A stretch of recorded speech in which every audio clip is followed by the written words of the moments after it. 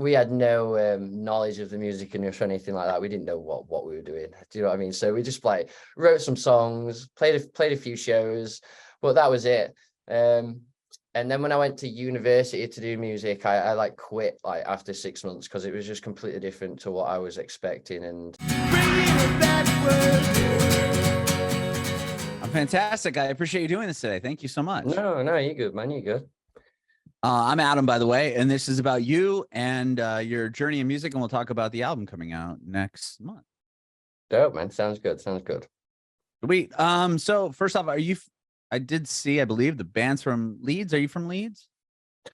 Or yeah, no? No. Like the band's based from Leeds, but I only live about 20 minutes away or so now. So it's basically Leeds. But when we started the band, I'm from like Sheffield area, which is about an hour away.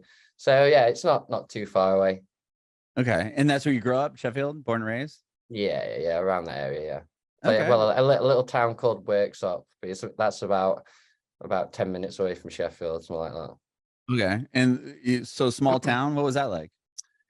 Yeah, man. Yeah, small town. I mean, I lived like we moved around quite a bit when I was a kid, but like not very far. So I grew up in Worksop, and then I moved to like little villages around the area, like one called Clown, which is a weird name. One called Cresswell. So yeah, I've just been in and around that area until like not really that long ago. I moved away like probably a year ago, if that now. Okay. But yeah, man, it was a crazy time. It was the time when like especially when like the emo phase was going on. In my town, you was either an emo, loved rock, or you was like what we call a chav, like that just loved like, I know, like drum and bass and stuff like that. So there was that's basically all that was going on in my town when I was a kid, either sports or those different types of music, to be fair.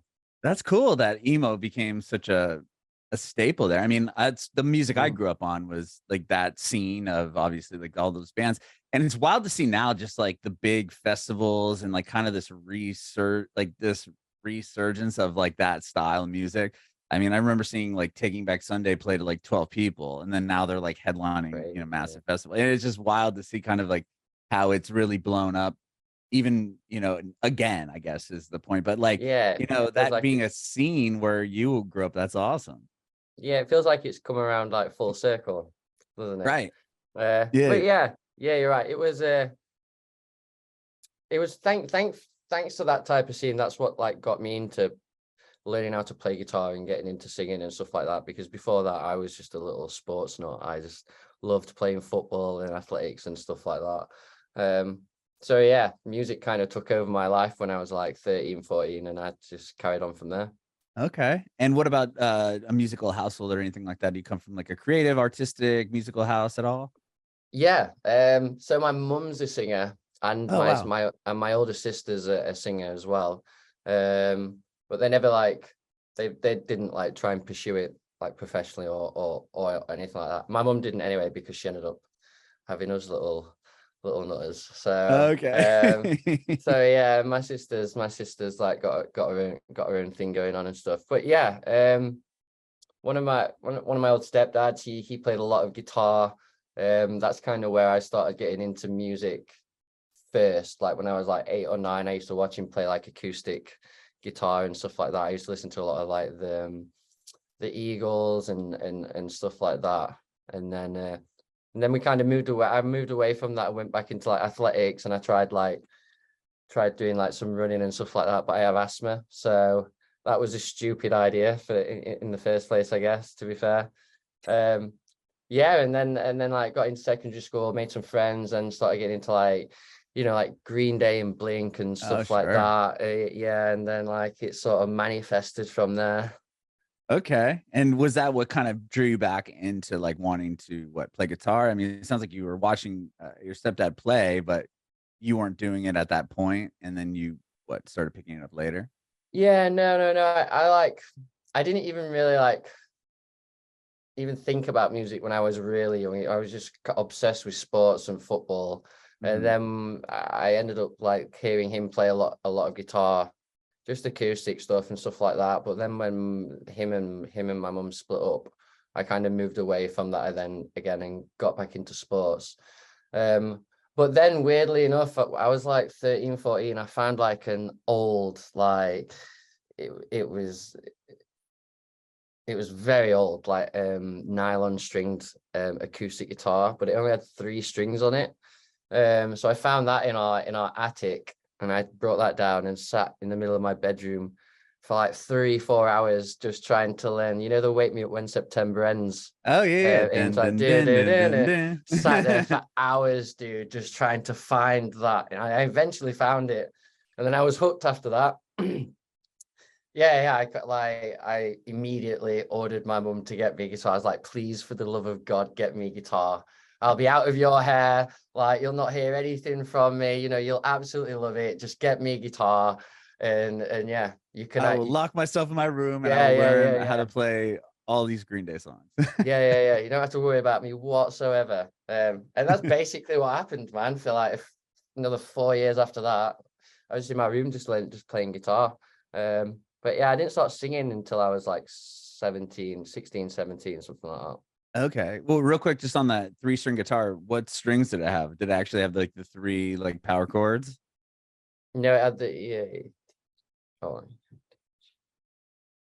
it had like, oh my God, my brain right now. Oh, good. I can't remember, dude, right now.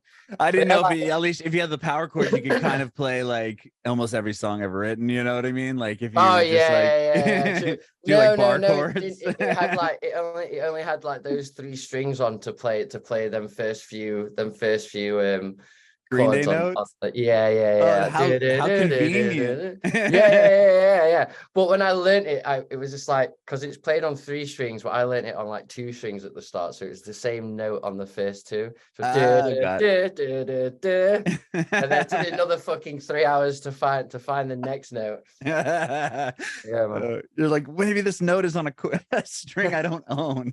Yeah, somewhere.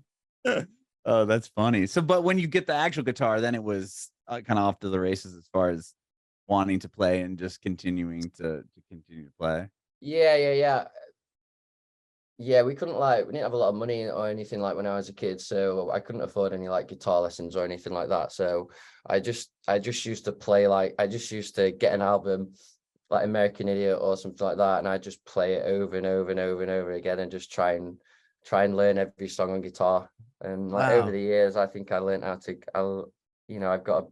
I've got an all right ear. I've not got an amazing one, but I've got an all right one. So yeah, pretty simplistic like guitar tunes like Green Day and Blink and stuff like that. Yeah, came to me pretty quick.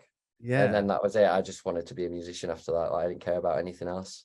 You said at 17 when you first started to sing. Was that when you started to write your own songs, or were you like trying to sing along now to like, whatever, American Idiot or something like that? So like when I was 17, I think I was about 17, that was the first time I ever sang in front of anyone. Okay. I used to, like everyone, like sing in the bedroom and in the shower and stuff like that. But I can remember when I was a kid, when I was really young, we used to sit in assembly at school and we used to have to sing hymns and stuff like that. I used to sit there and think like, I sound really different to everyone else because everyone else is like, do you know what I mean? And I was like bend notes and stuff. I didn't even realize I was doing it. But yeah, I never thought about being a singer or anything like that at all. Not even up until like probably 16 or so. I started playing loads of guitar, but it was always electric guitar and stuff like that. And then when I hit like 15, 16, I started playing a lot more acoustic guitar. And then that's when I started trying to write my own songs and stuff like that. So yeah, then I thought I went to a jam night one night, and it was like across the road from my old house in this pub. And I thought, why not just get up and try and sing a song? So I tried it, and yeah, man, I've been singing ever since. Wow. Did you do an original? No, it was a Green Day song, I think. It was Time of Your Life. I think. Going back like 15 years ago, man. Like, no, yeah, I'm just curious. So yeah, so like, okay, I like this. Yeah, man. It was the scariest but best thing I'd ever done up to that point. It was even though there was only probably like, I don't know, like 6 people in that pub or something like that. Like, it completely changed my whole like direction of life, to be fair. Yeah. Wow. Okay. And with that, like, did you at that point you were like, okay, I want to start a band? Like, did you have other friends in your hometown that were playing instruments at all, or how did you? No, man, not really. Not until I went to college when I was like 18, 19. Okay.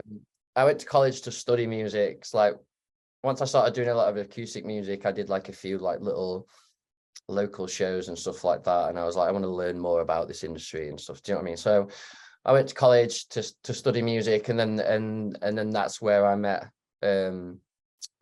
like the people that I first started a band with about a year later. That obviously didn't come to fruition, has to say. Okay, and then so you started a band when you were in college, and then it just kind of phased out or fizzled out. Yeah, we were kids, dude. Like right. We had no knowledge of the music industry or anything like that. We didn't know what we were doing. Do you know what I mean? So we just like wrote some songs, played a few shows, but that was it. And then when I went to university to do music, I like quit like after 6 months because it was just completely different to what I was expecting. And yeah, it would just you quit university, or you quit? Yeah, I quit. Oh, I quit university.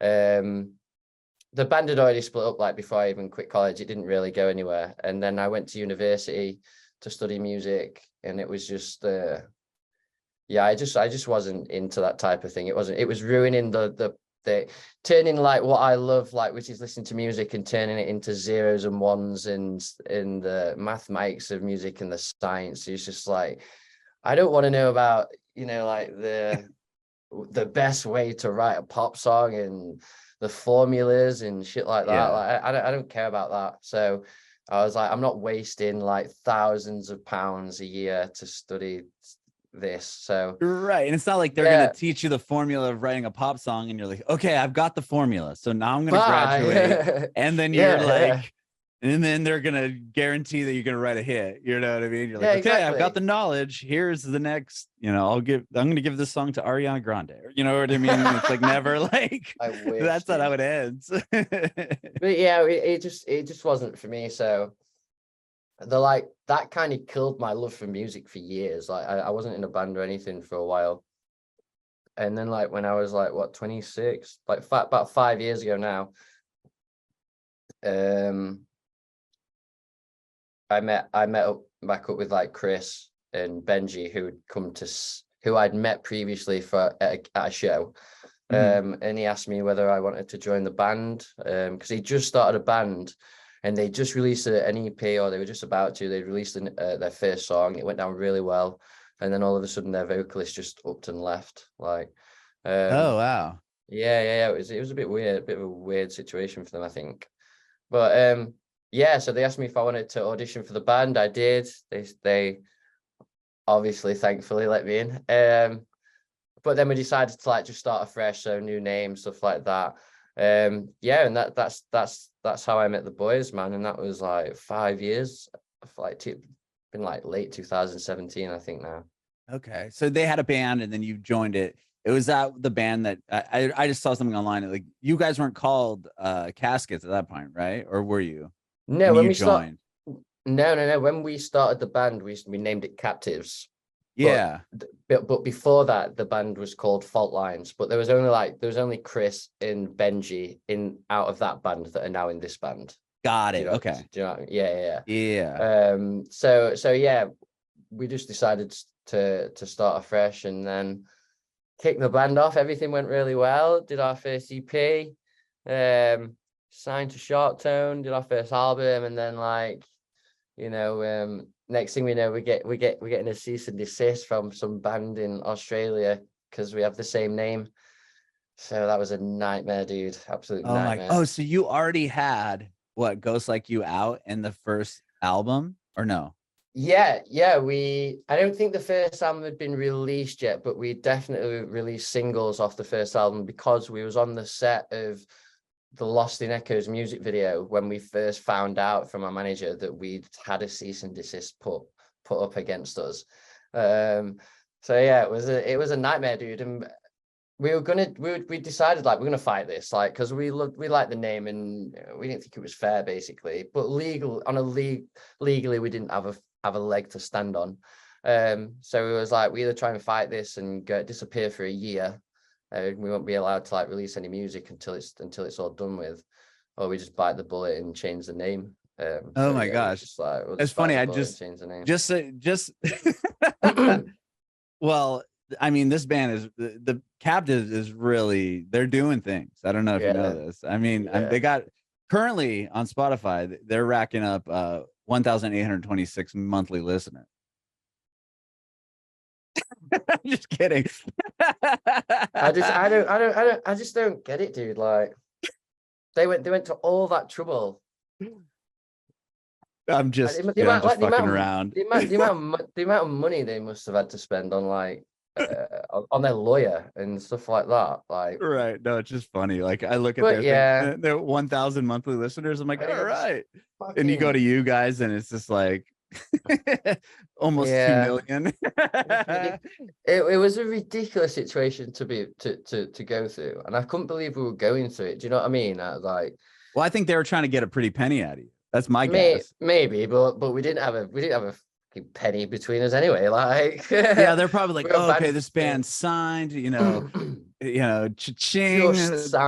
Just signed. Like, yeah, they're like, we're gonna get, we'll sell them the name for X millions of dollars or whatever. I guess they got a bit of like, I don't know, they got a bit of press out of it. It was a crazy thing to go through in like such an early stage of our career. But I'm glad we did go through it, because like it made it to go through it was crazy at the time. Do you know what I mean? Like there were so many different things happening behind the scenes that just make it create more crazier. So the fact that we managed to get through it like without anything bad happening internally within the band or anything like that, it made us like stronger as a group. Do you know what I mean? Right. No. And it's better to go through something like that early on in your career than at the height of your career or later on in your career, because now we've gone through it, we know how that shit works now and what not to do and what to do and stuff. Do you know what I mean? So yeah. No, so that's okay. So you put out that first EP. Like, how do you end up? Like the band starts, obviously. You said that their band before had a single out and people liked it, and then you guys reform in this new band. And then do you like right out the gate? Like what's kind of the first thing? Like, do you put a single out and people, receive it well, or like what kind of started the band going, especially when you were kind of burnt out on music? Like, how did it end up being like, oh no, I'm back. Like this is, I want to do this. So once I'd done the audition and I got in the band and stuff like that, we decided, right, we're not going to carry. They was like, there's no point in carrying on with this Fault Lines project. That's dead in the water now. We're going to start as Captives, new music and stuff like that. So Benji was then sending demos through to me, and they were like of the quality that I've never heard demos at. Do you know what I mean? So I get like the first few demos through and I'm like, holy shit, like this is insanely good. Do you know what I mean? And then my next thought was, what on earth are they gonna think with the crap that I'm gonna like sing over this? Do you know what I mean? I'm like, so the first track was the first demo I ever got through was Crashing Down. Yeah, which is on the EP, which is probably one of, if not the heaviest songs we've ever done. So yeah, we just got to write in and started writing an EP. And just by the time we finished the EP, we sent that out to some management companies, agencies. And then we heard back from Connor, who is our manager now. And yeah, like we struck up a friendship and we started working together. And then yeah, it just fed from there, dude. Like we put out our first single, which was Ghost Like You, I believe, and quite a few ones after that on Dreambound, and that helped us massively at the start get a little bit of traction going, because they have quite a few followers on their YouTube account, so they just promote. What is Dreambound? It's just like they're like a page on YouTube or a company on YouTube, and they help promote like young and new and upcoming bands and stuff like that, and they have quite a good following. Cool. So yeah, we just put ourselves, thankfully they took us on that, and we released a few singles off that, which did really well. And yeah, man, we just managed to gain a bit of traction. We released EP. We did a tour with Hands Like Houses, like a UK and EU tour. Wow. And then we were doing really well, man. Like, and then we just got all the demos ready for the first album, the Lost Souls album. We were about to go into the studio a few months later, and then the pandemic hits. And then that stopped us dead in our tracks, man. Like we got locked down on my birthday, bro. Like, oh man. I can't remember if it was my 29th or my 29th birthday, and all, like I was fucked off, dude. Like, I'm not gonna lie, I was fucked off. But yeah, we was meant to go into the studio like a few months after that, so we couldn't do that. So we ended up recording first album in a shed in Chris's back garden. Apart from the drums. Way. But yeah, okay. Everything else, yeah. Well, okay. So you had some momentum obviously with that first EP, and you guys are touring and things are going, and then it's your birthday. Yeah, I'm 29, and then nope, you're not leaving the house. But you had all the songs. 29. Oh yeah, so that the songs are there. How long into the pandemic were you like, let's figure this out, we need to record the album? Well, we knew instantly that as soon as the pandemic hit, we knew instantly. It was like, right, we're in the shit now. Like, what are we gonna do? But Chris had already had this shed in his back garden, and like he already kitted it out, so it's got just about everything in it you'd need to be able to write and record music. Do you know what I mean? Like, we built a little vocal booth in the corner, stuff like that. I'm sure that there's pictures online somewhere. I'm sure there's. But yeah, it was wild, dude. So like when we got locked down, after like I can't remember after how long, but we ended up getting like a 2-week period where we could go out and do whatever again. Can you remember? And then we like got locked down again. Right. It was all right to go out again. So in those periods where we could go out and see people or whatever, we was going to the shed to record the album. So yeah, it was nuts, man, having to do that, and then all the social distancing and stuff like that. Yeah, it was a nightmare, dude, an absolute nightmare. Not the most ideal experience to have doing your first ever album. Do you know what I mean? Yeah. And had you signed to Sharptone at that point, or no? We'd signed the contracts as we was doing the album, but my brain's not amazing. No, it's all good. I was just curious. I don't think it got announced until after we finished doing the album, but before it had been released. But I mean, to have that momentum going and like have the demos ready, and then the pandemic happens. I mean, that was kind of the livelihood, right? I mean, okay, we got this deal and we're gonna tour, and then like you might at that point, no one knew what the hell's going on. Like, is touring ever gonna happen again? I mean, that must have been pretty defeating. I mean, that was like kind of it finally was going for you guys, and then it was like, nope. Yeah, it was yeah, man, it wasn't nice. Do you know what I mean? But we knew I never sat and dwelled on it or anything like that, because I knew everyone else was in the same kind of situation. Do you know what I mean? If not even worse for bigger artists who actually make an actual living off it. Do you know what I mean? And their livelihoods depend on doing their job. Do you know what I mean? It's not like we're just a small band that just got signed, so it's not like, oh, that's it. Like I still had a job at the time. Do you know what I mean?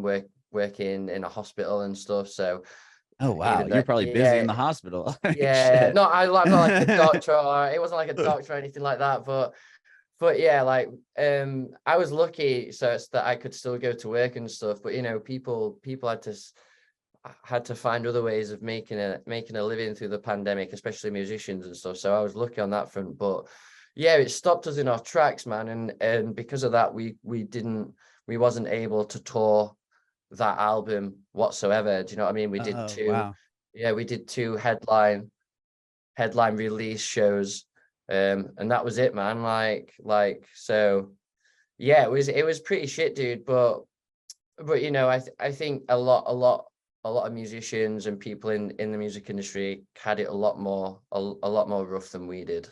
Yeah. That makes, I mean, but wow. So that Lost Souls album, was it all then engineered and recorded by you guys?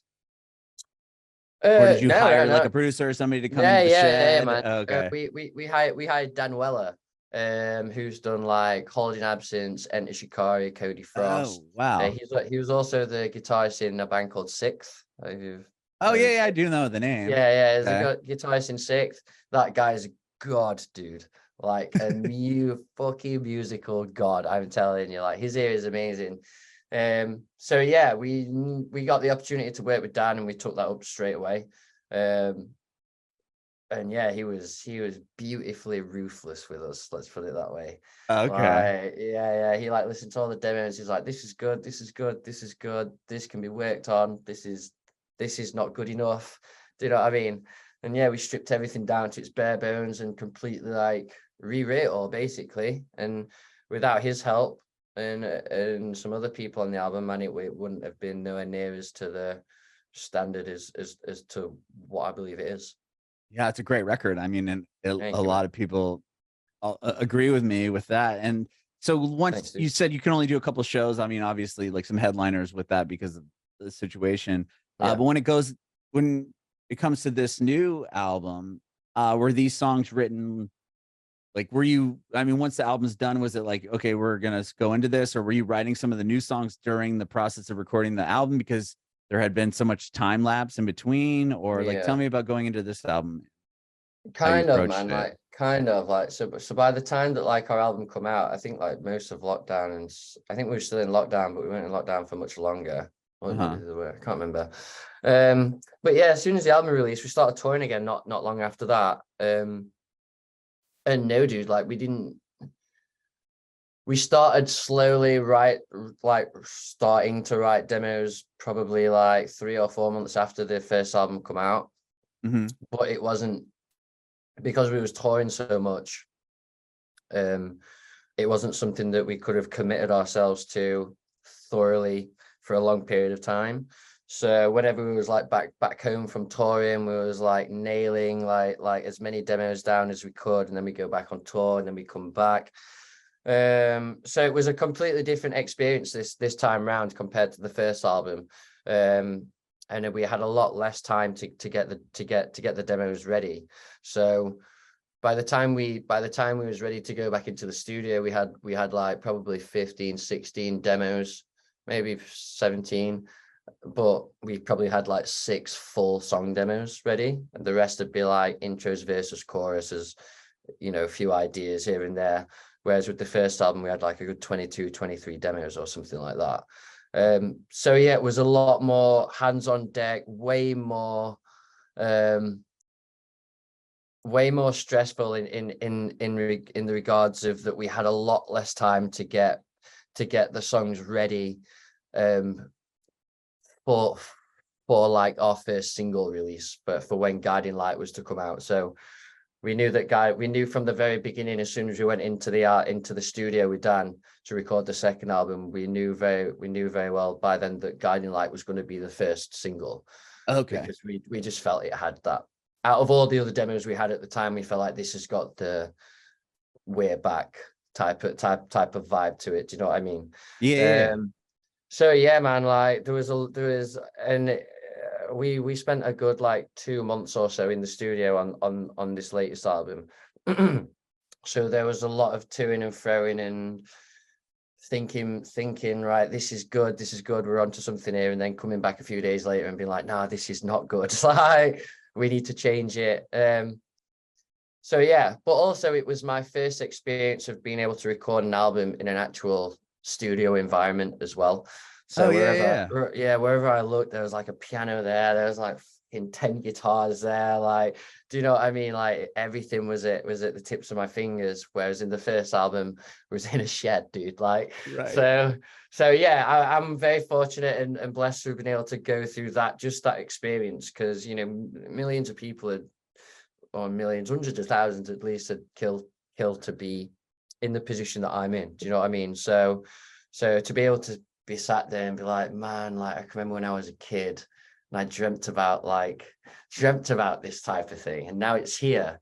But But then I'm like, but I have literally not even 5 minutes to sit back and take it in, because I have to like write 3 songs worth of lyrics in the next 24 hours. You know what I mean? So I best get my arse in gear. So it was a lot of high moments and some quite stressful and emotionally impulsive low moments. But yeah, it was a awesome experience to go through, and I can't wait to do it again, dude. With that, I mean, you're talking about not being really able, but you're also thinking like, okay, I'm in a position that millions of people would kill to be in. Like, does that kind of like translate into the lyrics of the music on this album? I mean, the album's called Reflections. I was just curious if you were subconsciously pulling from, reflecting on, maybe the situation you guys as a band versus the first album. I think a few songs. I mean, with this album, it's with what the first album lyrically, like the lyrical content was more about me and myself and what I've had needed to say a lot through my life. Do you know what I mean? Because I can't really sit there and talk to a therapist. I'd rather put it on paper into a song, man. Do you know what I mean? So that was me in the first album, whereas this album, I wanted everyone else in the band to have as much input in everything as much as I did. So do you know what I mean? Benji and James, our drummer, were coming to me with lyrics and ideas for vocal melodies, which wasn't the case in the first album. So I wanted this album to be a little piece of all of us.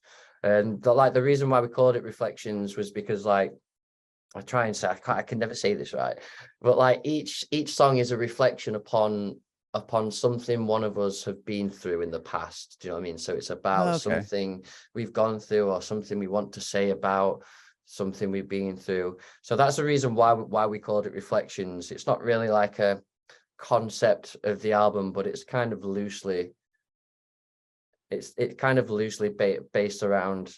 Yeah, it's like a through line. The fact that I wanted all of us to have a say in every aspect, basically. So yeah, it sounds like it's definitely more of a instead of you just being like, okay, this is my personal experience and writing the lyrics to whatever all the songs were. You know what I mean? Yeah, this is like you got input, and then you could kind of help tell the story of Benji was saying or whatever, right? Exactly. But there's also like a second section to it, which is what we started doing from the first album, which shows me how much we've like grown as a group. We will not have done, but we'll feel like we've probably finalized something towards a song. Like, I'll be like, right, these lyrics are done. Do you know what I mean? And then I'll send them off. I'll send them to the boys and stuff like that. And then even now they'll come back to me and they'll be like, well, maybe we could use this word instead of this word. Like, like just little nitty gritty bits to kind of make everything fit more and form together better. So yeah, and that happened a lot more in this album. And yeah, I feel like we're not even near close to doing our best work yet, because we've still not evolved fully as a band yet to be able to get the best creative juices out of each other just yet. I feel like we're just starting to let that flower blossom, if you get what I mean. Yeah, I mean, definitely. I mean, you guys you've been a band for 5 years, right? But that's not a whole lot of time if you think of, putting out 2 albums and an EP, like being able to, really see, I'm sure like more so than the first EP, you're able to kind of like understand each other without even really saying anything, and kind of know where everyone's kind of headed or heads at. And yeah, like you said, I feel like that'll just keep continuing as you move forward. 100%, man. 100%. Let's hope anyway. Let's hope I don't piss someone off really bad, dude. Like, and then they're just out of here. Like, please come back. No. You said this is the first time you recorded in a studio, and having these instruments and pianos and guitars and all these things kind of at your fingertips. Did that like influence the album at all? Like, were you able to be like, oh, I would have never thought to do this on the album if I wasn't sitting in the studio and being able to visually see some of these things? Yeah, 100%, dude, 100%. Because the best moments of something like that happening is when it happens.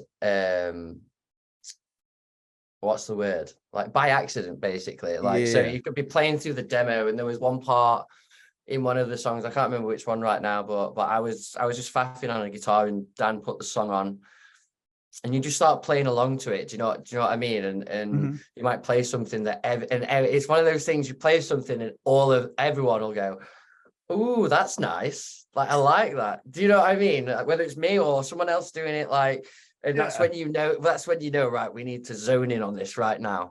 And yeah, that happens all the time. And like, obviously, if you've got no piano there to be able to faff about on, like, you're not going to have that. Yeah, it's not going to happen. Do you know what I mean?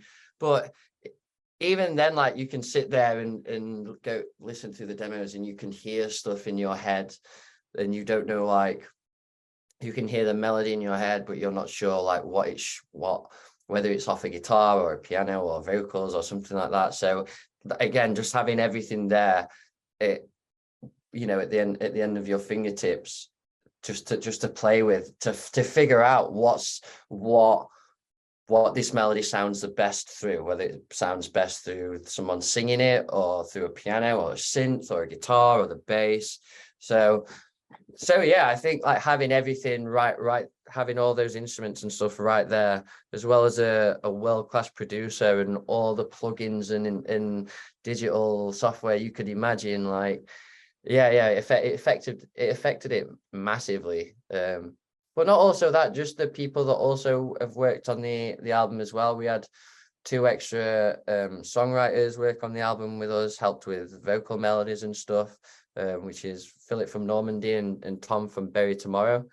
And they again helped elevate a lot of the songs in comparison to the stuff I write to it. Some of the stuff I write might didn't match up to some of the melodies that Tom wrote for a section. So Tom's section wins. Do you know what I mean? But then we'll cut that section into like 100 parts and try and mash with the melody to as much as we can to make it even more of an earworm.